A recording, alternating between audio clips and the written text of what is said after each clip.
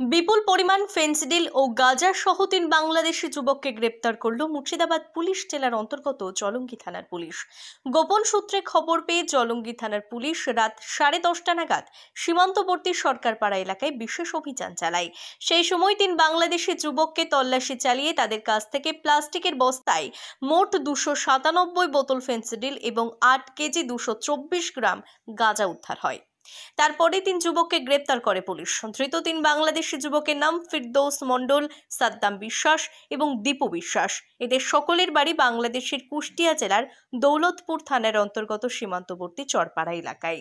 তারা ফেন্সিডিল ও গাঁজা পাচার করে বাংলাদেশে নিয়ে যাওয়ার জন্য ভারতে এসেছিল। তারপরেই গোপন সূত্রে খবর পেয়ে তল্লাশি চালিয়ে ফেন্সিডিল ও গাঁজা সহ 3 বাংলাদেশি যুবককে গ্রেপ্তার করতে সফল হয় জলঙ্গি থানার পুলিশ।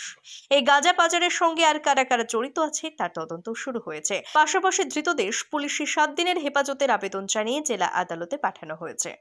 ব্যুরো রিপোর্ট, আজকাল বার্তা।